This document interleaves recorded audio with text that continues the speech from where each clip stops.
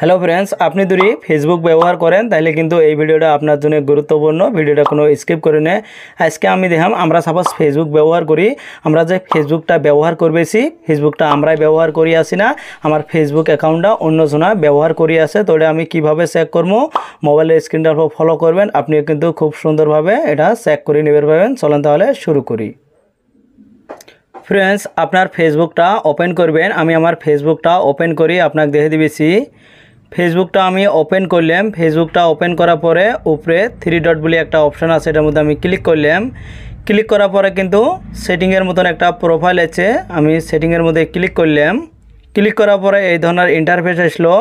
Password and security বলে একটা option আছে, এটার মধ্যে আমি ক্লিক করলাম। ক্লিক করার পরে অল্প স্ক্রল ডাউন করে নিলাম। স্ক্রল ডাউন করে নেওয়ার পরে আবার কিন্তু অপশানটা শো করছে পাসওয়ার্ড অ্যান্ড সিকিউরিটি, এটার মধ্যে ক্লিক করলাম। ক্লিক করার পরে তলে একটা অপশান আছে যেটা আমার সিকিউরিটি চেক। তলে কিন্তু আরেকটা অপশান আছে where you are log in, এটার মধ্যে আমি ক্লিক করলাম। ক্লিক করার পরে কিন্তু অ্যাকাউন্টস আছে, এটি কিন্তু আমার দুইটা অ্যাকাউন্ট আছে, একটা হলো ফেসবুক আর একটা হলো ইনস্টা। আমার যেটা ফেসবুক আছে ফেসবুকের মধ্যে ক্লিক করলাম।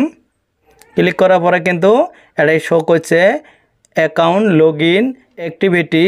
এটাই কিন্তু আমার মোবাইলের নামটা শো করছে this device Moto G64 5G show করছে। দেখেন তাহলে কিন্তু খালি যেটা আমার মোটো G64 এটাই কিন্তু শো করছে।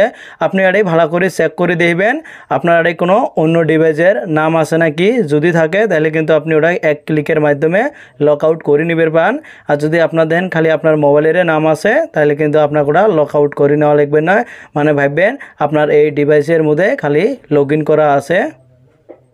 ফ্রেন্ডস, আমি কিন্তু আপনাকে দেখালাম আপনার যেটা ফেসবুকটা আছে আপনি কিন্তু আপনার মোবাইলতে দেখে নিবে পাবেন আপনার এই মোবাইলতে ফেসবুকটা ব্যবহার করি আছে না অন্য মোবাইলত ব্যবহার করি আছে কাইও। যদি কাইও ব্যবহার করে থাকে তাহলে কিন্তু আপনি এক ক্লিকের মাধ্যমে কিন্তু ওটা লক আউট করে নিবে পাবেন। তো ফ্রেন্ডস, টিপসটা কেমন হয়েছে, যদি ভালো হয় তাহলে কিন্তু অবশ্যই একটা লাইক করবেন আর ভিডিওটা বেশি বেশি করে শেয়ার করবেন আর কমেন্ট করে জানাবেন টিপসটা কেমন হয়েছে।